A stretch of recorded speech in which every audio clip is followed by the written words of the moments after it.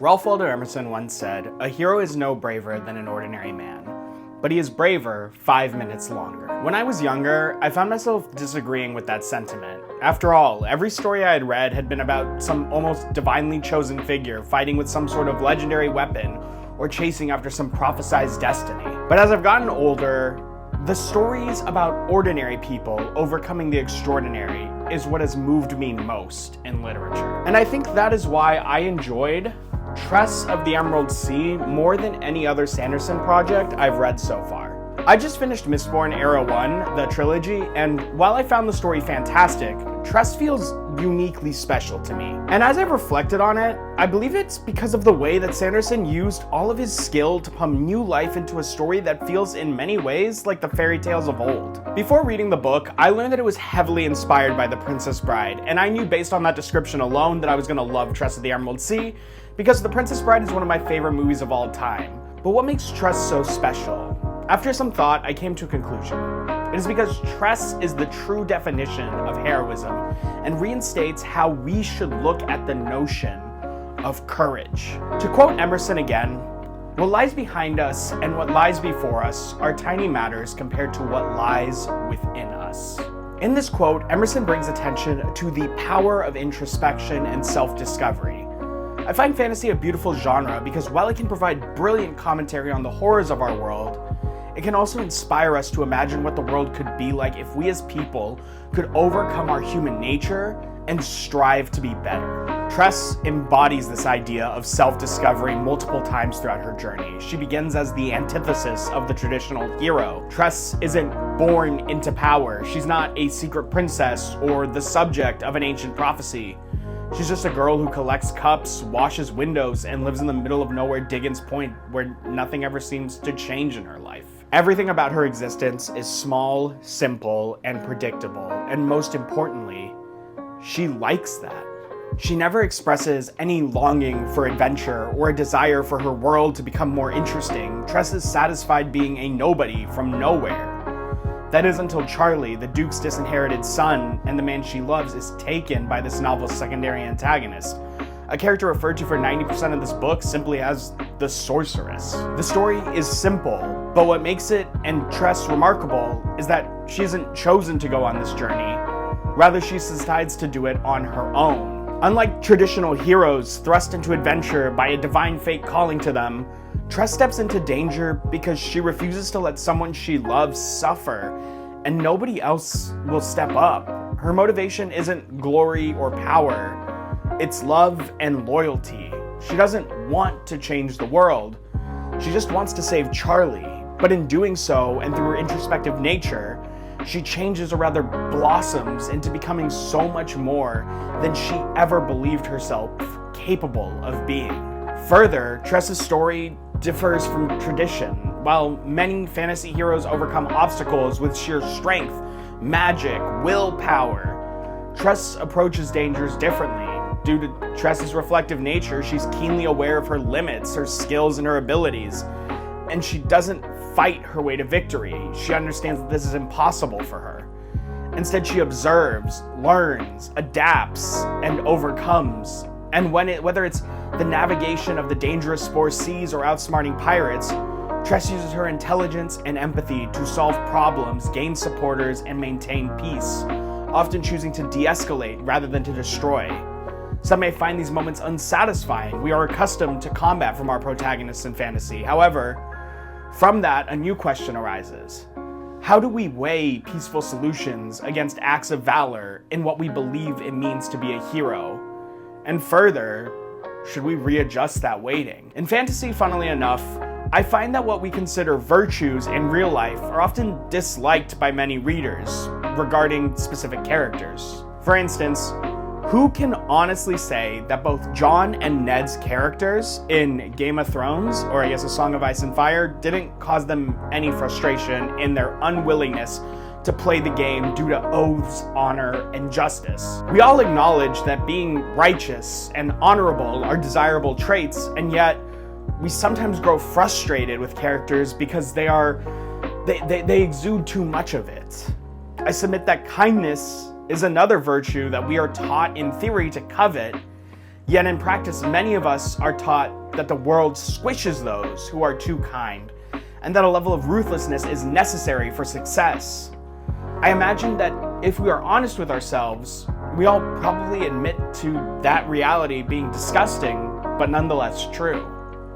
But that's the beauty of fantasy. It's not reality, and as such, it can be used as a tool to show us what we should strive to be in an ideal world. And I find Tress a beautiful representation of that. Because in a world where people like Captain Crow, the story's primary antagonist, view strength as dominance and people as expendable, Tress's approach to power is entirely different. She doesn't try to control others, she tries to understand them. Her kindness to the rather strange wanderer Hoyd and the talking rat Huck results in massive boons for her throughout the story, despite one being primarily useless to her for most of the novel, and the other actively trying to sabotage her plan over and over again. While these actions of the aforementioned characters would typically get one ignored and would shape the other as an enemy, Tress refuses to treat either with indifference or cruelty, but approaches them with kindness first, even when hurting from betrayal or dissatisfaction. Empathy is Tress's superpower. Through her empathy, Tress changes the dynamics of her relationships, turning potential enemies into allies and building trust where others would sow fear. The crew she gathers decides to brace the madness of the Midnight Sea, not out of fear or obligation, but out of loyalty and respect for the person who time and time again put themselves on the line for the sake of the crew. These moments echo, in my opinion, the words of Leo Tolstoy. Everyone thinks of changing the world, but no one thinks of changing himself. Tress is one of the few who genuinely look inward and become the change they would like to see in their world. Her journey isn't about forcing change upon the world, it's about showing people that change is possible when you approach others with understanding and kindness. It's about leading by example. Her kindness isn't a weakness, it's a catalyst for change. When Tress gains the loyalty of her crew, it's not because she demands it, it's because she's earned it by treating them with respect and understanding and love and care. Her leadership isn't about commanding obedience, it's about inspiring people to believe in something better. Tress doesn't lead by force, she leads by showing people the world doesn't have to be as cruel as they've always been taught to believe. In contrast, Captain Crow embodies the exact opposite of Tress's philosophy. Crow's leadership style is built on dominance and manipulation and cruelty. As the ruthless captain of the ship Tress finds herself aboard on the start of the story, Crow maintains her power by instilling fear in her crew. Every decision she makes is designed to keep her subordinates on edge, ensuring that obedience comes not from respect or trust, but from threat of punishment or death. Crow's version of leadership hinges on control. She uses violence and coercion to maintain order, making an example of anyone who steps out of line with zero prejudice.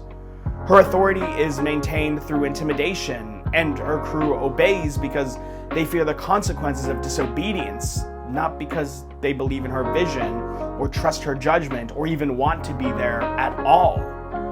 This kind of leadership is built on a foundation of sand. Fear may keep people in line temporarily, but it breeds resentment and instability.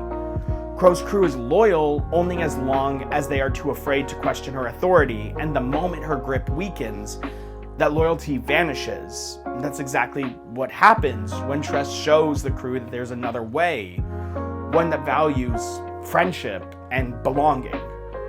Crow's control begins to crumble almost instantly. Crow believes strength comes from mastering others, from wielding fear as a weapon to maintain her position. But Tress's power comes from something deeper, mastering herself. Perhaps the most profound aspect of Tress's journey is how she challenges the system without resorting to violence or destruction. Tress doesn't try to tear down the sorceress's powers through brute force.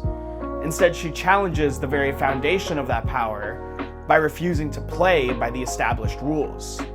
Her victories come not from destruction, but from reshaping how people see themselves and the world around them. She shows that true change happens not through conquest, but through shifting perspectives and beliefs. Tress teaches us that real revolutions begin when people realize they don't have to accept the world the way it is.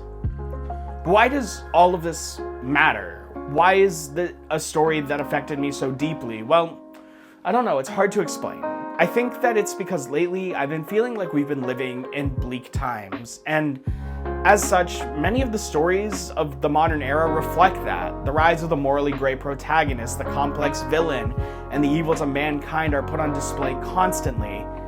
And I think that when I really drill deep into the root of this, it's why I love heroes like Superman and Tress, and why they speak to me so much more potently now. I mean, don't get me wrong, I love the Batmans, the Kelsiers, the Locke Lamoras. They are some of my favorite characters, but the peace I get from books like Tress of the Emerald Sea are rare and beautiful occurrences for me.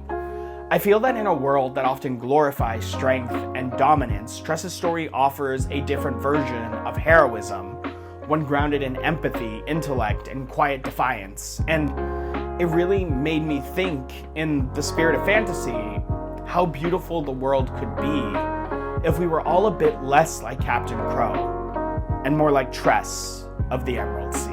Thank you all so much for watching. If you enjoyed the video, please be sure to comment, like, and subscribe. And if you're looking for more Sanderson content, check out my reading vlog on Mistborn, the Hero of Ages. Or if you want more video essay content, feel free to check out my latest video essay on Remus Lupin. But whatever it is you choose to do next, I hope you have a great rest of your day. Peace.